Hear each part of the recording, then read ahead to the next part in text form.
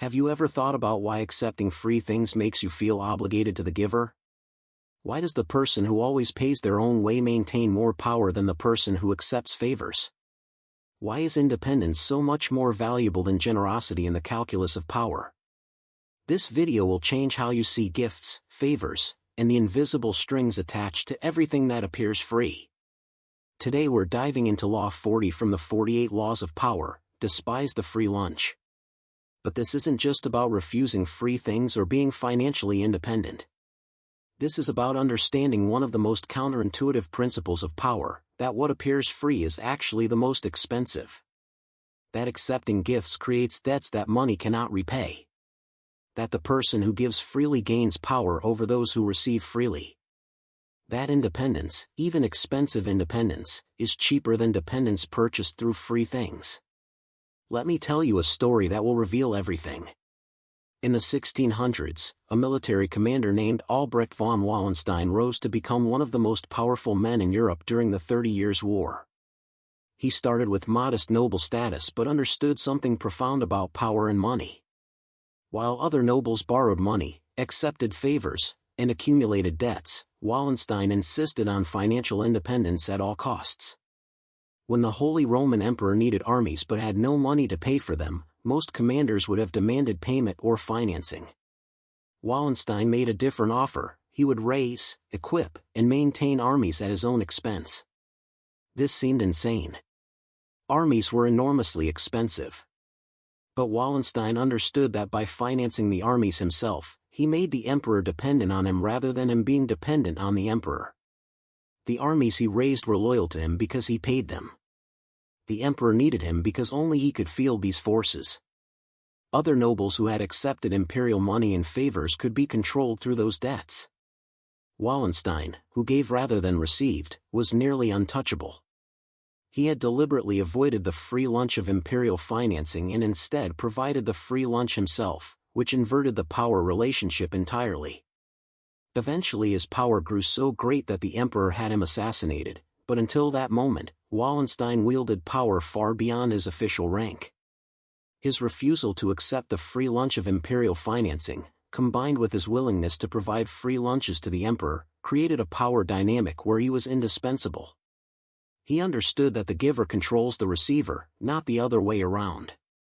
This story reveals something fundamental about human psychology and power. When you receive something free, you create an obligation. The obligation is psychological and social, not just financial. You owe the giver not just repayment, but loyalty, support, deference. The free thing came with invisible strings that bind you to the giver. You've sold part of your independence for whatever you received. But when you give freely, you create obligation in others. They owe you. You can call in favors. You can expect loyalty. You can demand support. The things you gave away freely return to you as power over those who received them. Giving freely is an investment in obligation and control. Receiving freely is accepting subordination disguised as generosity.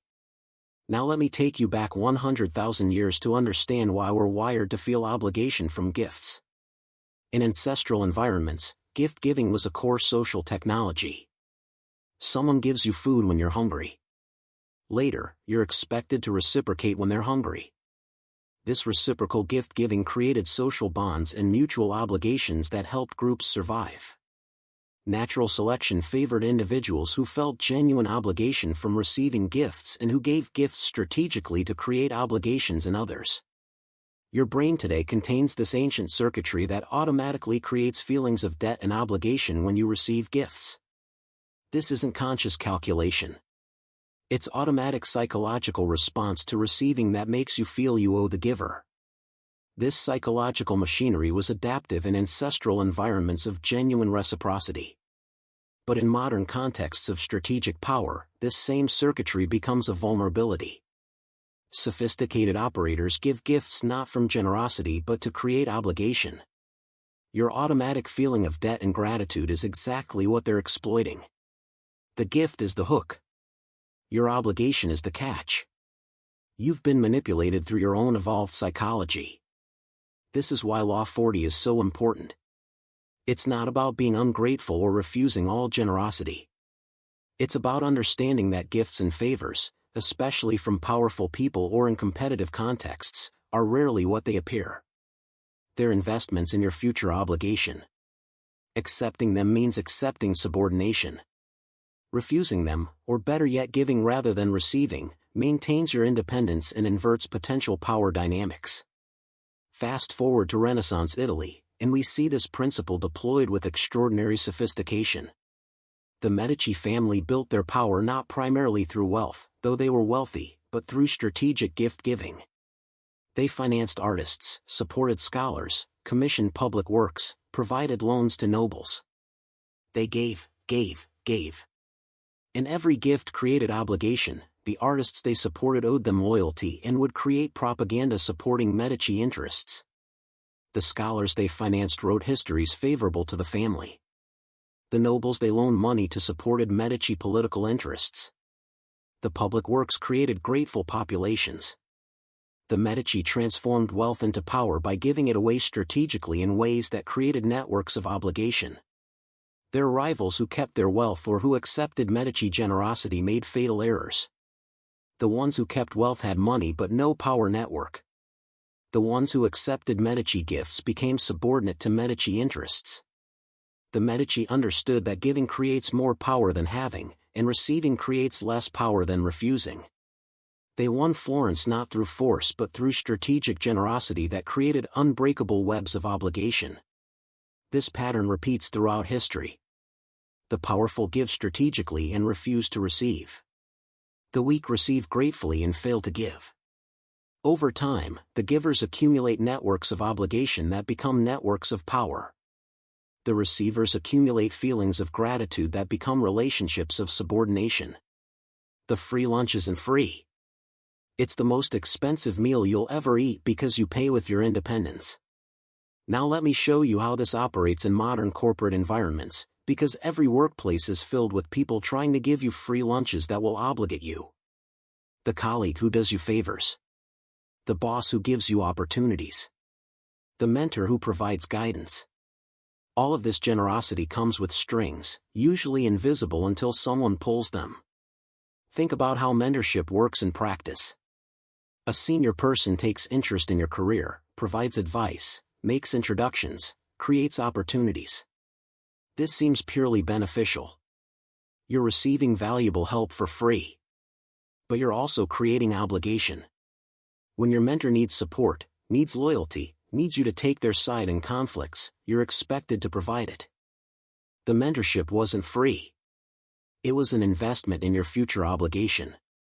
Or consider the boss who gives you high-profile assignments beyond what your position requires. Seems like they're developing your career generously. Actually, they're creating obligations so that when they need extra work, political support, or loyalty in difficult situations, you feel you owe them. The opportunities weren't free. They were building debt that will be called in when convenient for them. This doesn't mean mentorship or opportunity is bad. It means you must understand that nothing is genuinely free in competitive environments. Every gift, favor, or opportunity creates expectation of reciprocation. Accepting means accepting those expectations. Sometimes that's a good trade. But you must enter with eyes open, understanding you're trading future obligation for present benefit. The people who rise highest in organizations often understand this instinctively. They're strategic about what they accept and from whom. They're generous in giving to create their own networks of obligation. They pay their own way whenever possible to maintain independence. They understand that the free lunch of someone else paying, doing favors, or creating opportunities comes with costs that often exceed the benefits. Now here's where this gets really dark, and I need you to pay close attention because this is the twist that changes everything. Law 40 means that genuine generosity, giving without expectation of return, is nearly impossible in contexts of power and competition. Almost all gifts in these contexts are strategic investments in obligation, not genuine generosity. The apparent kindness is calculated manipulation.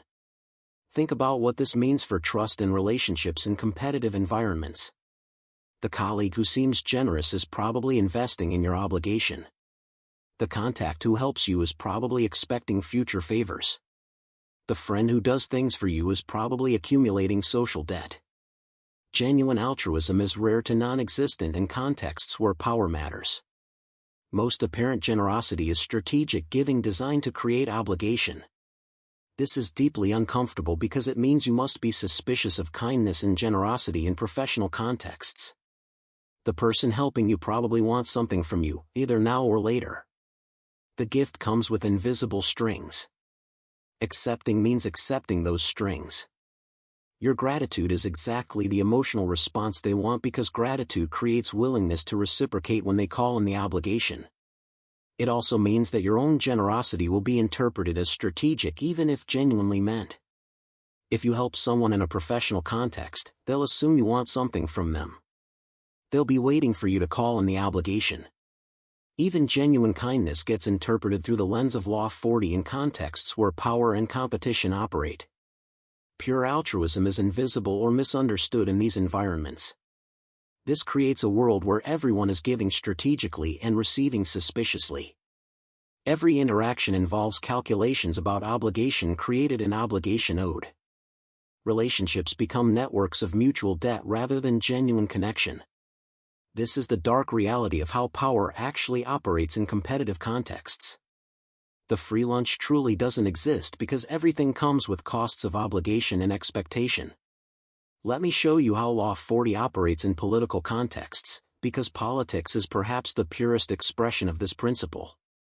Every political favor, every campaign contribution, every endorsement, every support creates obligation. Politicians who accept these gifts become obligated to their givers. Politicians who give these gifts create networks of obligation that become networks of power. Think about campaign financing. Why do wealthy individuals and corporations donate to political campaigns? Not from ideological conviction primarily, though that's the stated reason. They donate to create obligation. When the politician needs something, when a vote comes up, when a regulation is being written, the donor expects access and influence. The donation wasn't free money. It was an investment in future obligation. The politician who accepts these donations is creating debts that must be repaid through policy positions, votes, appointments, or access. They've sold part of their independence for the free lunch of campaign funding. They can no longer act purely based on their own judgment or constituents' interests. They must consider the expectations of those whose gifts created obligations. Compare this to the rare politician who refuses large donations and funds campaigns through small donations. They maintain independence because no donor has created sufficient obligation to demand specific returns. They can vote conscience or constituency without worrying about disappointing major donors. Their refusal of the free lunch of big money maintains their political independence, though it makes winning harder. You see the same dynamic with lobbying. Lobbyists provide information, draft legislation, organize support, offer political backing. All of this seems helpful to busy politicians. But it creates obligation. The politician who accepts these free services becomes obligated to the interests the lobbyist represents. They've accepted a free lunch that costs them independence in policymaking. The most powerful politicians understand this and maintain strategic independence. They accept gifts and favors carefully, from many sources rather than few, creating distributed obligation that no single giver can fully control. Or they position themselves as givers rather than receivers, providing favors to other politicians and thus creating the obligations rather than owing them. They understand that in politics, the giver holds power over the receiver. Now let me take you into how Law 40 operates in personal relationships and how gift-giving creates power dynamics even in supposedly equal relationships. The person who always pays, always gives gifts, always does favors gradually accumulates power in the relationship. The person who always receives gradually becomes subordinate even in supposedly equal friendship or romance. Think about how this manifests in friendships. One friend consistently picks up the check, provides rides, does favors, gives gifts. The other friend consistently accepts. Over time, the giver accumulates implicit authority in the relationship. Their suggestions carry more weight. Their preferences take priority. Their judgments matter more. The receiver has become subtly subordinate through accumulated obligation from all the free lunches they accepted. Or romantic relationships where one partner is significantly wealthier and pays for everything. Seems generous and loving. Actually creates a power imbalance. The paying partner gradually gains authority over lifestyle decisions, social circles, even life choices. The non-paying partner becomes subtly subordinate through financial dependence disguised as generosity. The free lunches came with strings that slowly tightened into control. This doesn't mean relationships should be transactional or that everyone should split every check. It means awareness that patterns of giving and receiving create power dynamics even between people who care about each other. The person who gives more has more power. The person who receives more has less power. If this imbalance isn't consciously managed, it can create resentment, control, or subordination that damages the relationship. The healthy approach is maintaining rough reciprocity in giving and receiving, though not necessarily in identical forms. If one partner makes more money and pays more, the other might contribute more in other ways that maintain balance. The key is that both people are giving meaningfully, so neither accumulates too much obligation from the other. This maintains equality and mutual respect rather than creating donor-recipient dynamics. Let me show you the specific techniques for maintaining independence by despising the free lunch, because this is a learnable practice rather than just natural suspicion or financial capacity. Understanding these techniques transforms how you navigate power relationships. First technique, always pay your own way when possible. Even when others offer to pay or help, politely insist on covering your own costs. This maintains your independence and prevents obligation from accumulating. You remain free of debt to others and maintain authority over your own choices and actions. Second technique, accept selectively and reciprocate quickly. When you must accept gifts or favors, choose carefully whose gifts you accept. Then reciprocate as quickly as possible to prevent obligation from accumulating. The faster you reciprocate, the less time obligation has to create power imbalance. You keep the relationship balanced rather than becoming indebted. Third technique, give more than you receive. When possible, position yourself as the giver rather than receiver. Provide favors, gifts, and help to others. This creates networks of obligation running toward you rather than from you. You're building power through strategic generosity rather than losing independence through accepting generosity. Fourth technique, make your giving strategic. Don't give randomly or emotionally. Give in ways that create obligation in people who can help you later. Give to people who are rising rather than falling. Give in forms that will be remembered and valued. Your generosity should be investment in future power, not just kindness. Fifth technique, refuse expensive gifts gracefully. When someone offers something too valuable, recognize it as an attempt to create substantial obligation. Politely refuse. Better to offend slightly by refusing than to accept and become significantly indebted. The expensive gift is the dangerous one because it creates proportional obligation. Sixth technique, maintain financial independence. Money is power primarily because it prevents need to accept gifts and favors from others. Financial independence is independence from obligation. Even if it means living below your potential means, maintaining financial buffer that prevents desperate need is essential for independence. These techniques aren't about being cold or ungrateful. They're about maintaining independence in a world where gifts and favors are tools of control. You're protecting yourself from obligations that would compromise your autonomy and freedom. You're ensuring you remain in control of your own decisions rather than being controlled through accumulated debt to others. Now let me show you how Law 40 operates in the context of institutional control and how governments and organizations use benefits and services as tools of control. The more dependent people are on institutional gifts, the more control institutions have over their behavior and choices. Think about welfare states and social programs. Governments provide benefits, services, and support. This seems humanitarian and generous. But it also creates dependency. People dependent on government benefits become less likely to challenge government policies or power. They've accepted a free lunch that comes with strings of compliance and subordination to state authority. Or corporate benefits like healthcare, housing assistance, stock options tied to employment. These seem like generous compensation. Actually, they're golden handcuffs. Employees dependent on these benefits become less mobile, less willing to challenge management, more compliant. The free lunch of benefits creates obligation and control that pure salary doesn't create because you can't easily walk away from benefits. Universities that provide free or subsidized education create obligation in graduates. Alumni who received educational gifts become loyal donors and supporters. They've been given something valuable that creates lifelong psychological debt to the institution. The free or cheap education came with invisible strings of loyalty and support that last decades. This pattern operates at every institutional level. The more an institution gives you, the more control it has over you.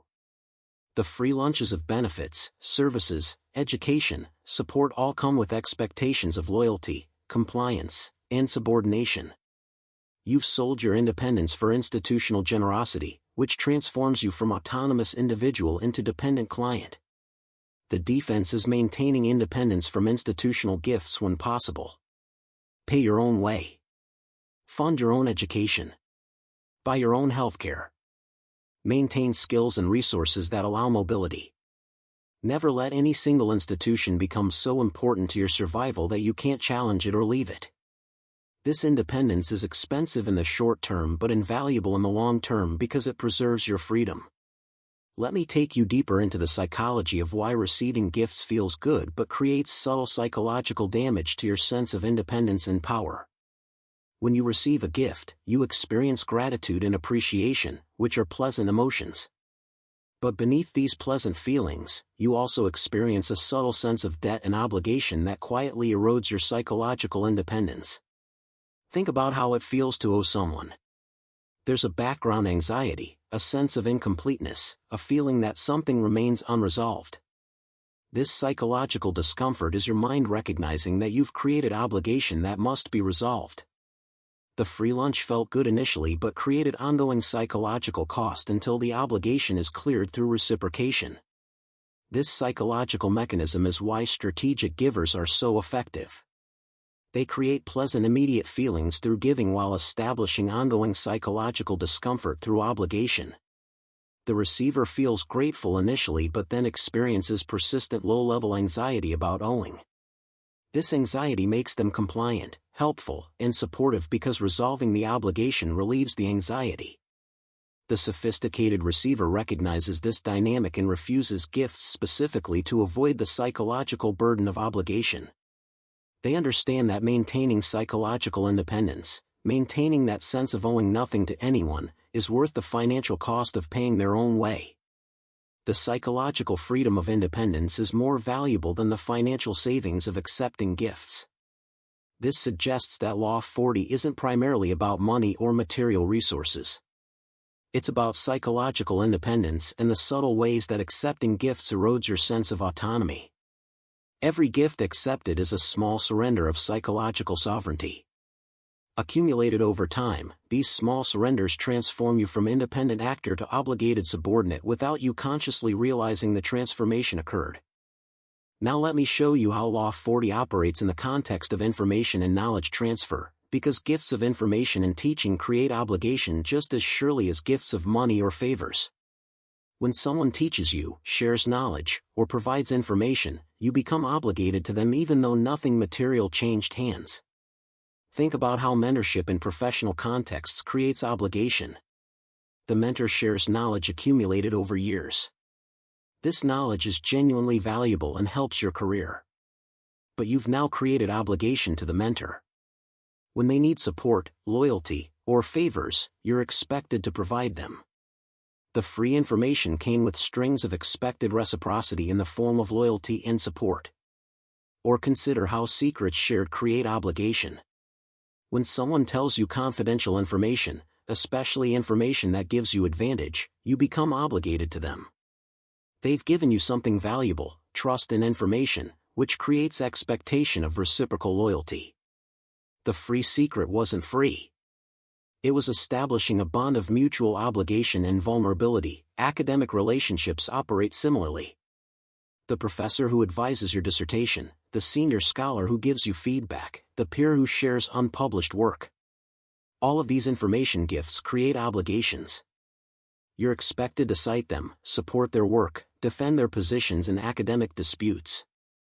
The free knowledge came with expectations of academic loyalty and support. The defense is being strategic about whose knowledge you accept and from whom you learn. Every teacher creates some obligation in their students. Choose teachers whose values and interests align with yours so that fulfilling obligations feels natural rather than coerced. Or learn independently when possible, through books and experimentation, which creates no personal obligations. Self-education is more difficult but maintains complete independence. Let me take you into how Law 40 operates across different cultures and how gift-giving norms vary dramatically in their power implications. In some cultures, gift exchange is highly formalized with clear rules about reciprocation. In others, gifts are more ambiguous with unclear expectations. Understanding cultural context is crucial for navigating Law 40 effectively. In many East Asian cultures, gift-giving is elaborate and formalized. There are clear hierarchies of gift value and careful attention to reciprocation. Everyone understands that gifts create obligation and that reciprocation is socially mandatory. The system is transparent, which actually makes it easier to navigate because expectations are clear. In many Western cultures, gift-giving pretends to be spontaneous and generous rather than obligatory. But obligation still exists, just less explicitly. This makes Western gift culture actually more dangerous because the obligations are real but unstated. You can accidentally accumulate serious obligations without realizing it because the culture pretends gifts are free when they're not. In some cultures, refusing gifts is deeply offensive and creates more social problems than accepting them. In others, refusing gifts is acceptable or even admirable as display of independence. Understanding which culture you're operating in determines whether Law 40 means refusing gifts or accepting and reciprocating carefully. The sophisticated operator learns the gift culture of whatever context they're operating in and adapts their strategy accordingly. In transparent obligation cultures, they manage reciprocation carefully to maintain balance. In disguised obligation cultures, they're extra cautious about accepting because obligations are real but hidden. In gift-refusing cultures, they assert independence through refusal. The principle remains constant but implementation varies by cultural context. Now let me show you how Law 40 operates in the context of intellectual property and creative work, because giving away your creations for free can either build power or destroy it depending on strategy. The creator who gives away work without strategy loses control and income. The creator who gives away work strategically builds audience and influence. Think about how some musicians give away music for free while others charge for every song. The ones charging protect income but limit reach. The ones giving away some music for free build larger audiences but sacrifice immediate income. The strategic approach is giving away some work to build audience while reserving premium work for paying customers. Free lunch is marketing, not business model. Or consider academics who give away research through open access versus those who publish behind paywalls. Open access builds influence and reach but sacrifices journal prestige and access fees.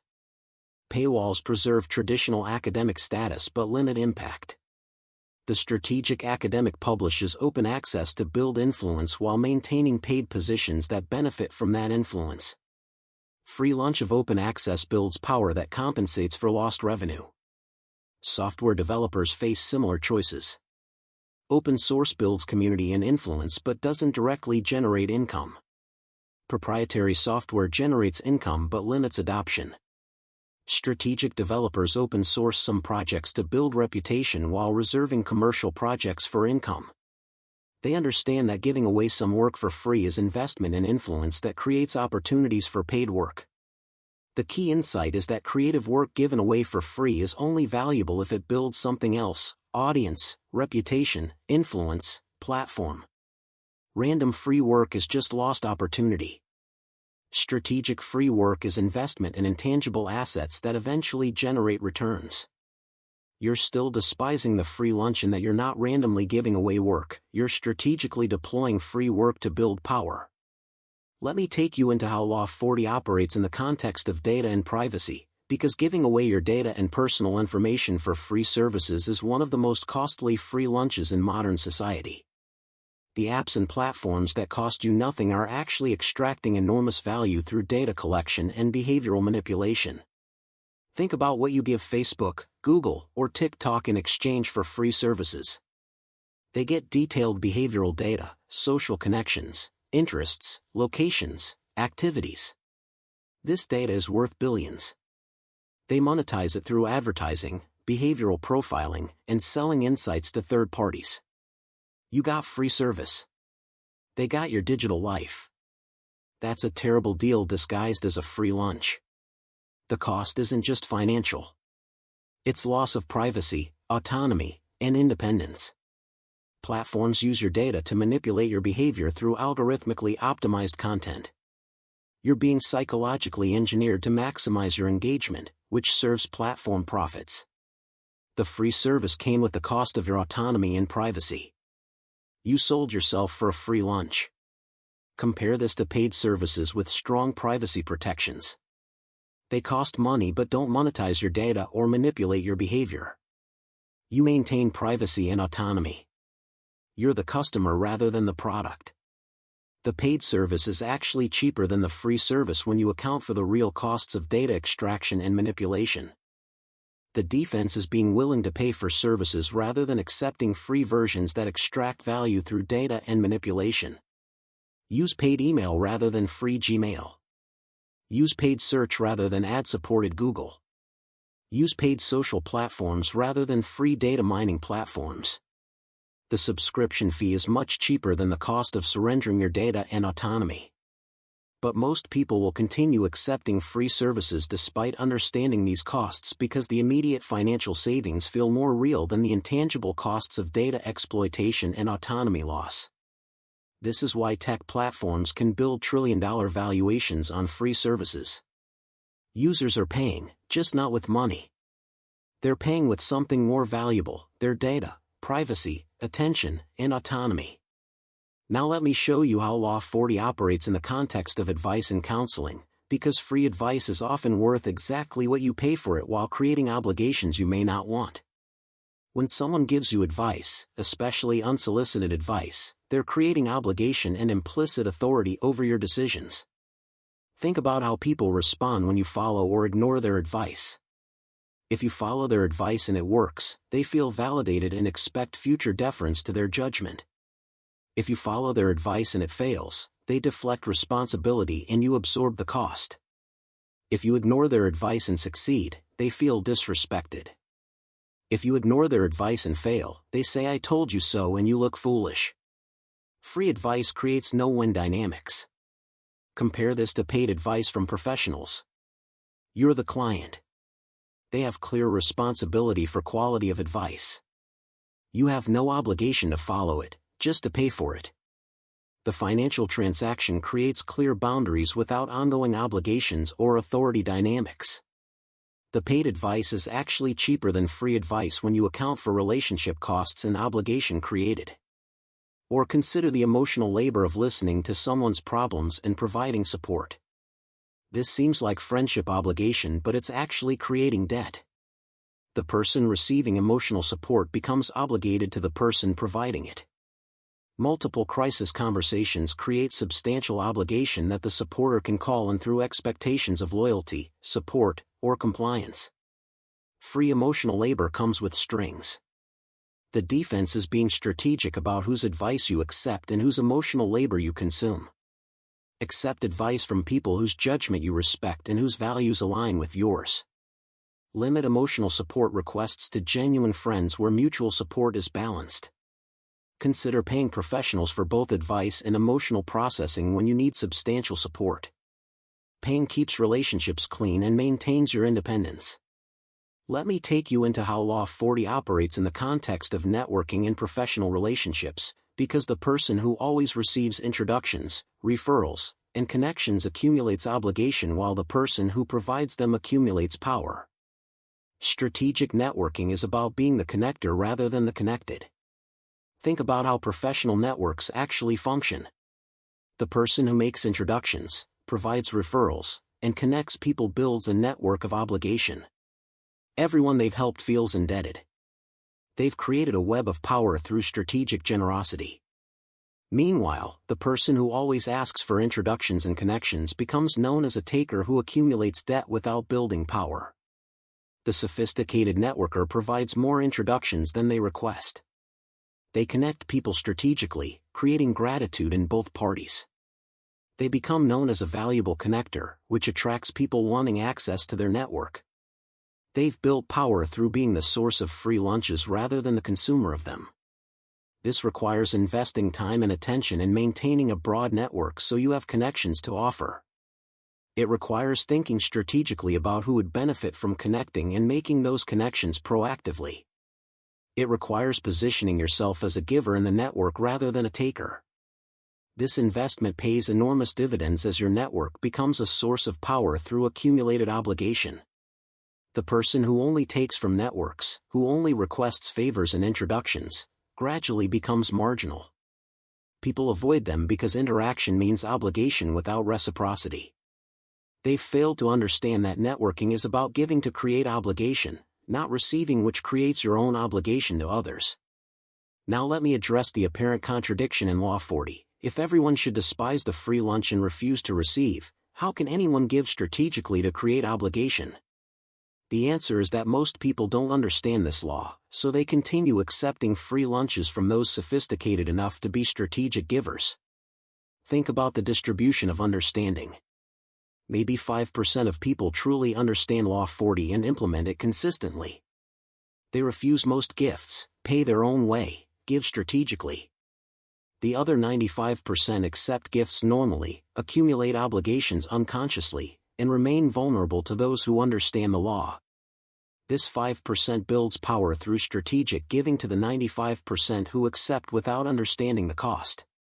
The 5% become nodes of power in networks of obligation running toward them from everyone who accepted their strategic generosity.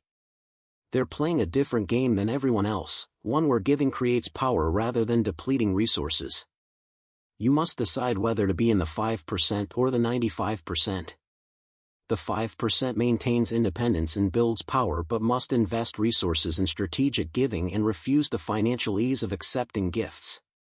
The 95% accepts the comfort of receiving but pays with subordination and loss of independence.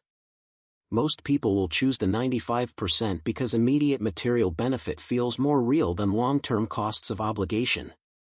But understanding Law 40 means you can make this choice consciously rather than drifting into obligated subordination without realizing it happened. You can choose financial difficulty of paying your own way in exchange for independence. Or you can accept gifts and benefits understanding you're trading independence for material advantage.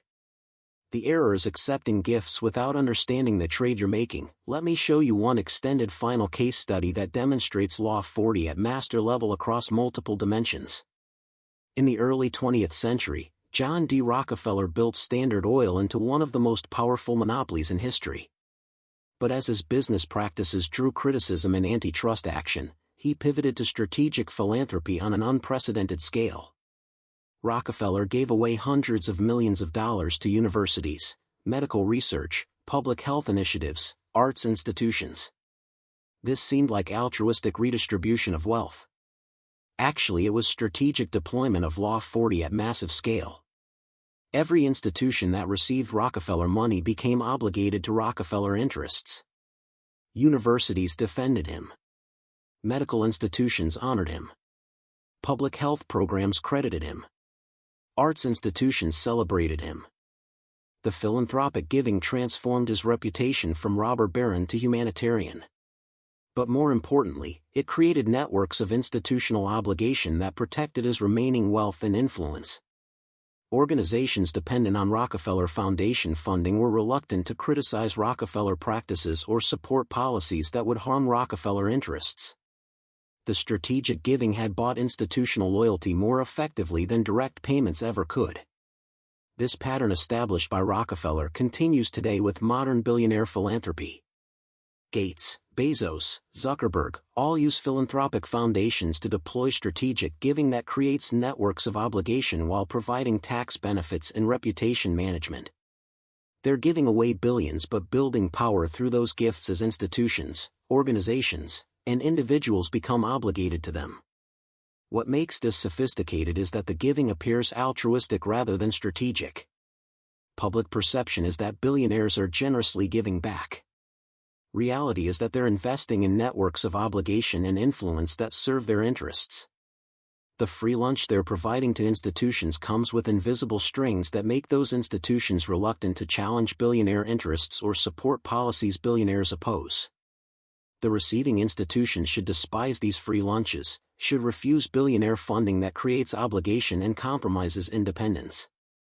But most accept because immediate funding needs outweigh concerns about long-term obligation and loss of independence. This is exactly why strategic giving works.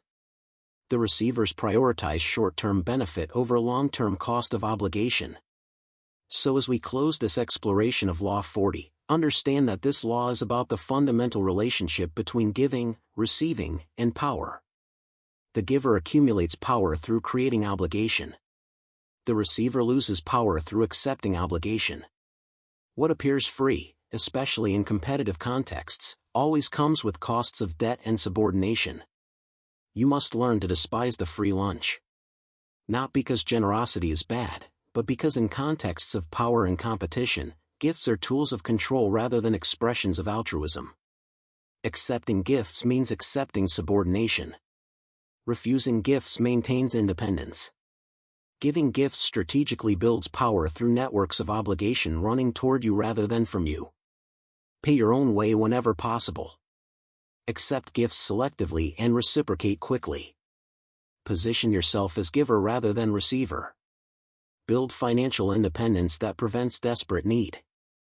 Understand that every gift creates psychological debt that often exceeds financial value. Maintain independence even when it's expensive because independence is the foundation of power. The free lunch doesn't exist.